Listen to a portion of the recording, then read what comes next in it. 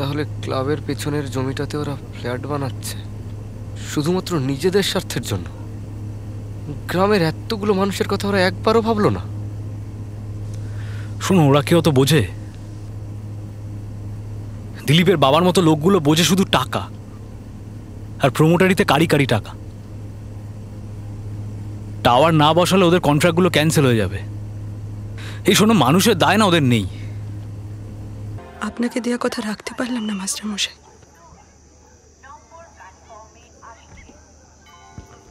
একদম মাথা নিচু করবি না। একটা কথা মাথায় রাখ, তুই এই বয়সে যেটা করেছিস সেটা হাজার শিক্ষিত লোক করে দেখাতে পারে না। আমি কথা দিচ্ছি, এই গ্রামে যতদিন এই আন্দোলন চলবে আমরা তোর জেরেই এই লড়াইটা লড়ব। আমি আপনার সাথে থাকবো। ওরা কিন্তু গ্রামে আরো টাওয়ার বসাবে, আমাদের কিন্তু একসাথে লড়তে হবে, একসাথে।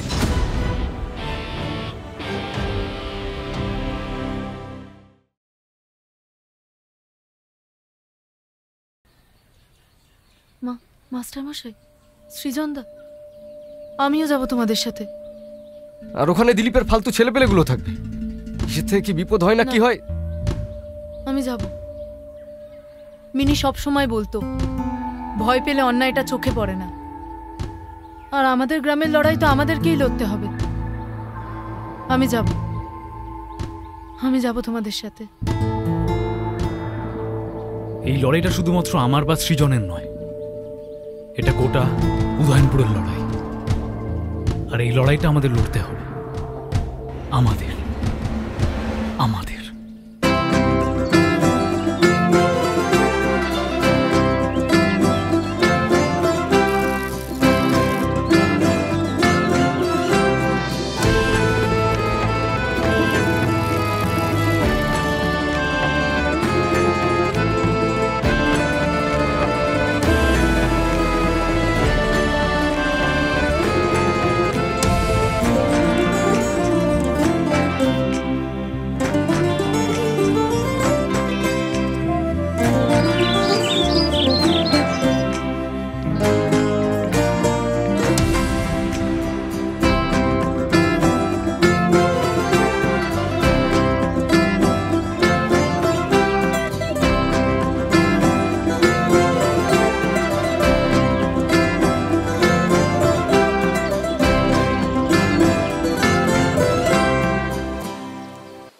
মাছটা কিন্তু খুব বার বেড়েছে। হ্যাঁ, দুটো বাচ্চাকে নিয়ে যে বার বেড়েছে আমাদের শালাদের এবারে হবে না, আমাদের দফারফা না করলেই দেখি, তারপর ওরা কি কথা বলে। যেখানে যে যাই থাকুক আমি যাব। আমাকে বলতেই হবে। পেছনে থাকবি, তোর সামনে যাওয়ার কোনো দরকার নেই। আমি বলবো সৃজনদা, কি করতে সামনে যাবে না, কিন্তু এভাবে তো হয় না। ওরা দিনের পর দিন এগুলো করতে থাকবে। কোনো বেশি কথা বলা দরকার নেই, যতটুকু আমাদের কথা বলা ততটুকু। কিরে শালা মাস্টারের বাচ্চা, তোকে বলেছি না এই চত্বরে যেন দেখতে না পাই। প্রধান কোথায়? দিলীপ, আমার কথা আছে ওদের সাথে। ছেলেটা গো, এই লাঠি ছোড়া রেডি করতো। আজ সালা ডবল অ্যাকশন হবে। যারা তোদের চর থাপ্পড়কে ভয় পায় না তারা তোদের লাঠি ছোটাকেও ভয় পাবে না, বুঝলি? সুরে বাচ্চা বড্ড বার বেড়েছিস না তুই। সঙ্গে মেয়ে ছেলে আনলে কি আমরা ভয় পেয়ে যাবো? পেটে বিদ্যা থাকলে জানতি যে এই গ্রাম তেভাগা আন্দোলনও দেখেছে। নিজের মাটির জন্য মরতে ভয় পাই না আমরা, লড়াই করতে পারি। গ্রামের লোকেদের মাথা খাচ্ছে এই সোয়া আচ্ছা মাস্টার। যাদের এটা চলে না তাদের এটা চালাতে হয়। এই সারা শোরের বাচ্চা, সারা মাস্টারের বাচ্চা।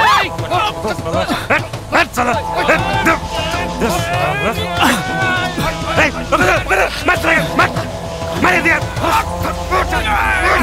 কুপিয়ে ফেলবো সালাকে।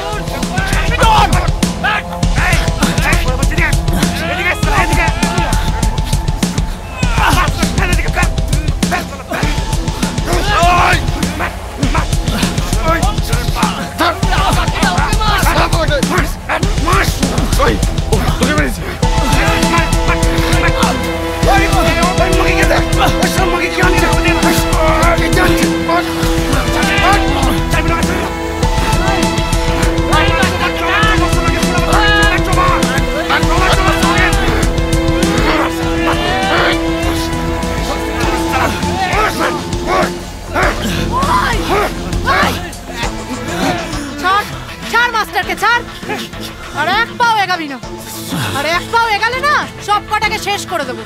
মাস্টারের গায়ে হাত লাগলে এখানে রক্ত গঙ্গা বয়ে যাবে বলে দিলাম। চল চল ওদিকে, হাত সালা। ঠিক আছে না আপনি? আমি ঠিক আছি, আমি ঠিক আছি। দিলীপের বাবার এই গর্তে থাকার কথা ছিল, খুঁজতে হবে ওদেরকে। চলো চলো, দেরি করলে হবে না, চলো।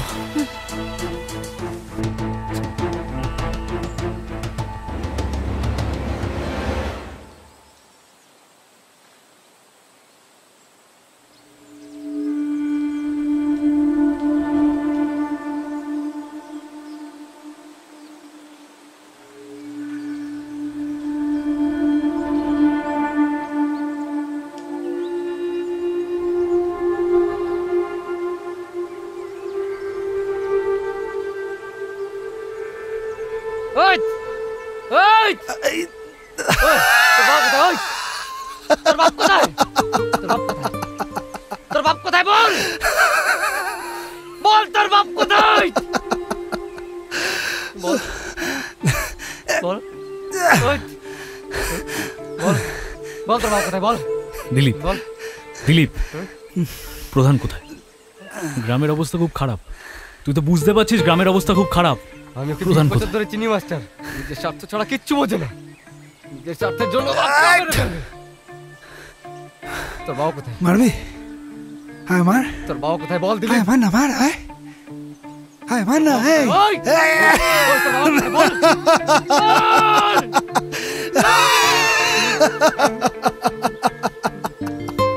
সৃজন,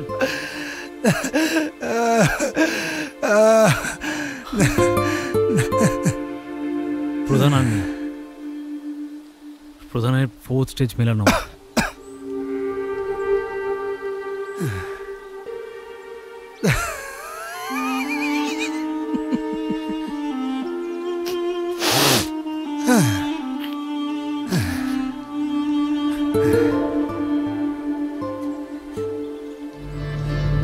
তুই সালা ঠিকই বলেছিলি, টাকার জন্য আমি আমার বাপটাকে সালা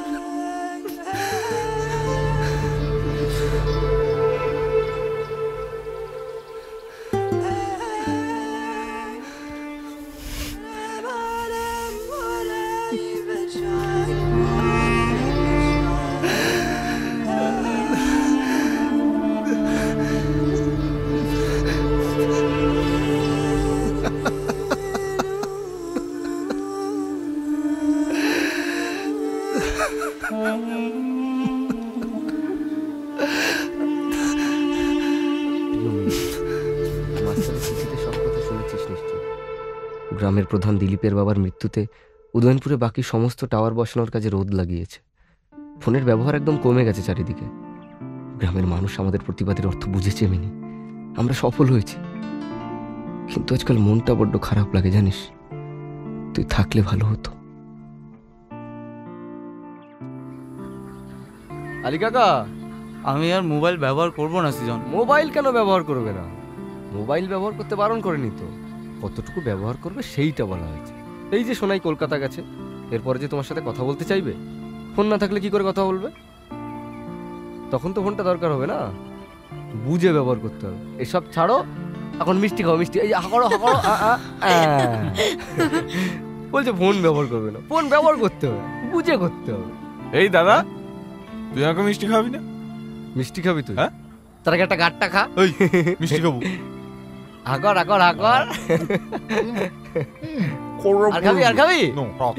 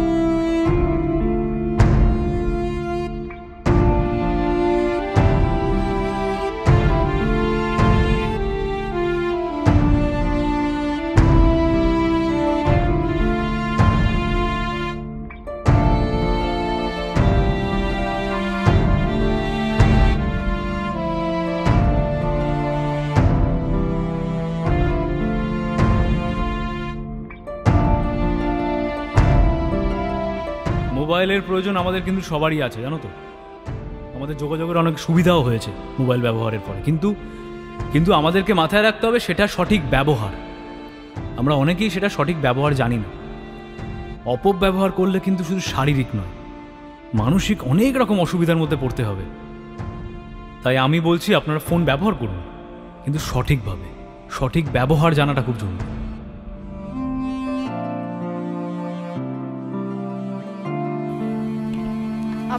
তুমি দেখো, আয় সৃজন, হ্যাঁ রে, আয় তোর চিঠিটা আছে তো, এনে এনে তোর চিঠি। ভালো আছিস তো? হ্যাঁ আসলাম। হ্যাঁ।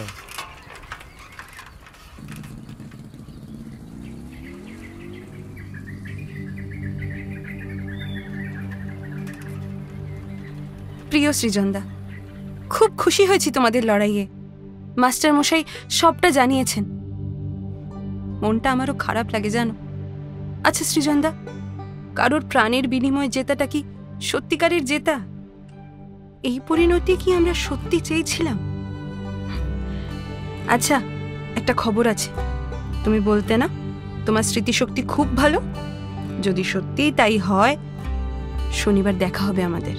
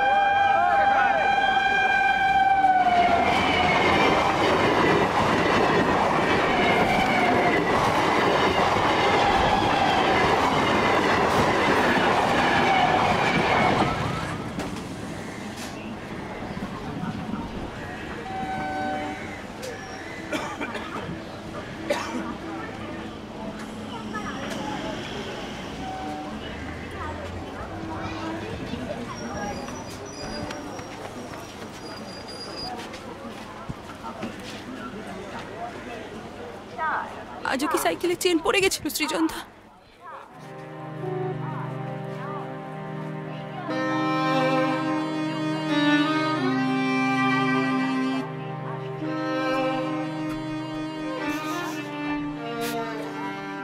মিনি, তোর মনে জোর না থাকলে আমি গ্রামের জন্য লড়াইটা লড়তে পারতাম না। আর তুই ভরসা না দিলে আমি কি বলতো?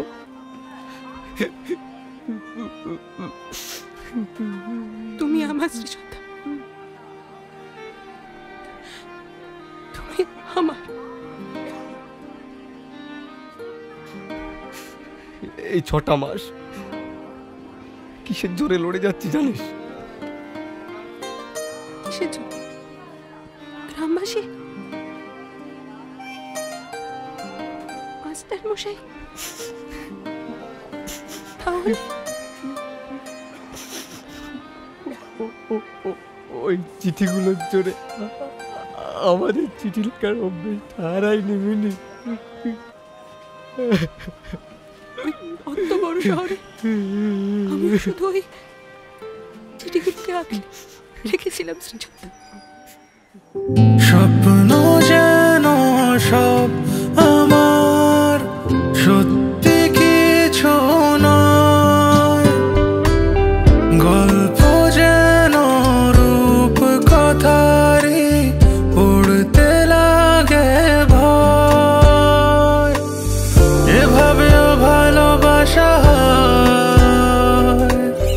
এভাবেও কাছে আসা যায়, হয়েছে বেচালে হৃদয়, চেয়েছে যে একটু সময়। ও মন রে, উড়েছে চোখে ঘুম।